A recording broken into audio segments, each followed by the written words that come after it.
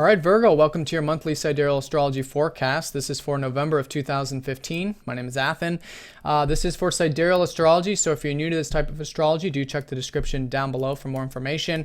And I'm going to do things a little bit differently now on these monthlies. Before, I've been focusing on the minor aspects, and it's become very convoluted, and there's been a lot of information. It's hard to sort of keep a grasp on what the major themes are of the month. So what I'm going to start focusing on for the monthlies is when a planet changes house, because that's very significant. It's very big picture, as well as the new moon, the full moon, and any major aspects that are taking place that month. And that's going to help keep everything in a larger context. And then if you want more specific information, you can check out the weekly, where I'll go into the details of those particular minor aspects. So Virgo, let's go ahead and have a look. Right at the beginning of the month, we've got Venus conjoining up to Mars. It's not the first time this has happened.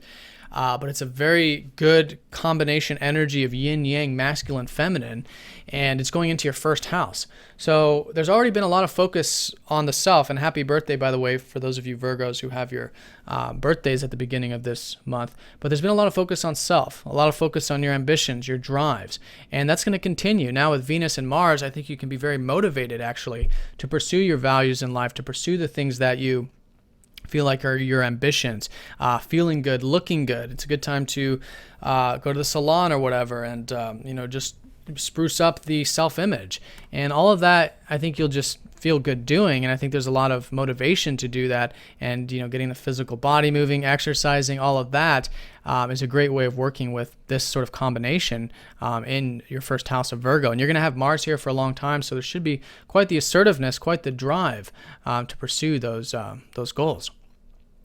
So that's right at the beginning, mostly from the 1st to the 4th with this combination energy. And, you still have the Sun here and Mercury here at the beginning of the week, or excuse me, beginning of the month. But on the 5th, the Sun does go into your second house. So there is this shift going into your second house, and it's followed by Mercury on the 10th. And then we do have a new moon here. Excuse me.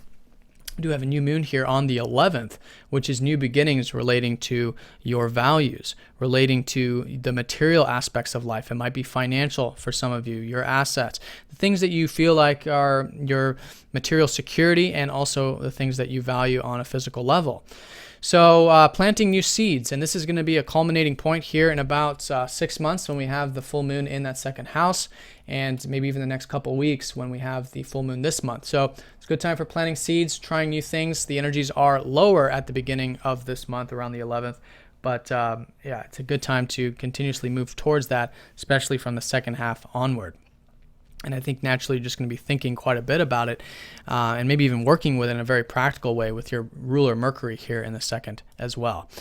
So that's pretty much the first half of the month. Another thing about this first half is that Jupiter is going to be opposing up to Chiron up until the 8th. So there is this healing that's taking place with all this spiritual stuff that you've been going through with the solar eclipse and Leo, and all this opposition from Neptune in your 12th house. You had a lot of energy in your 12th house the past few months.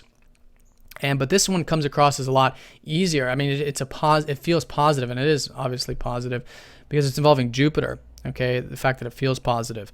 So there's expansion continuing for about the next year involving spirituality, whatever you consider that. It could be your alone time, it could be meditative things, it could be the spiritual adventure, whatever that may mean to you.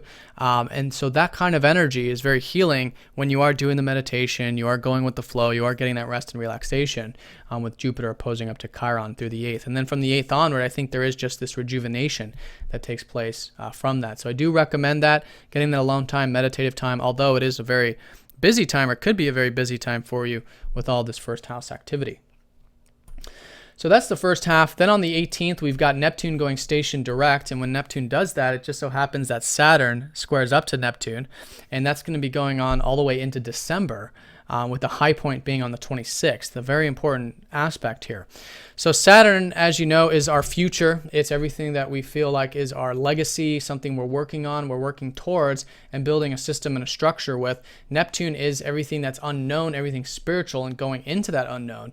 So things relating to the future and our, long-term plans and stuff, for all of us, we're feeling this uncertainty about it this month. There's this nebulousness, but the key is that there's this divine process shaping up, even though it kind of clashes with our own system, our own perspective of our systems. and our own personal foundations. But the more willing we are to go with the flow, be adaptive, follow our intuition, our own inner guidance, then this becomes a very constructive transit. Now, this is involving your mind, your communication. Saturn has recently gone into your third house. So hopefully since last month, you guys have been taking very seriously the correspondence, the communication, the reading, the writing, the socializing, things like that, that is helping you build a solid foundation in the other areas of your life with Saturn. But with Neptune, there's uncertainty about it, and that can be a good thing because there's a flow, there's a divine plan that's unfolding that might be a little bit different or quite different from what we were perceiving about it before. Could be. Depends on our personal charts. So that's the constructive energy there with that. And that is coming from the uncertainty about things relating to your work, perhaps, or your daily activities, which is Neptune in that sixth. But that energy starts to move forward, which is nice with Neptune going station direct, later Chiron direct. So if you've been feeling like there's been this sort of pause or reflection or redoing in terms of the work or routine for the past 6 months, that energy starts to move forward this month. And it can become very constructive as well with the square up to Saturn. So that's from the 18th onward, high point on the 26th. Then on the 21st, we have the Mercury transit going into Scorpio, followed by the Sun on the 24th. So here your ruler now goes into the third house to join up with Saturn. So you guys should be feeling very grounded, very pragmatic, very disciplined this later part of the month, maybe to take care of these more daily, mundane, or communicative correspondence or social type of things. And that's good. That's a good way to work with it with your ruler conjoining up to Saturn like this. Again, that square up to Neptune is the uncertainty. So going with the flow there is going to be very important when your ruler comes into orb here around this later part of the month. But there is a good focus. You have the sun here. There's an illumination.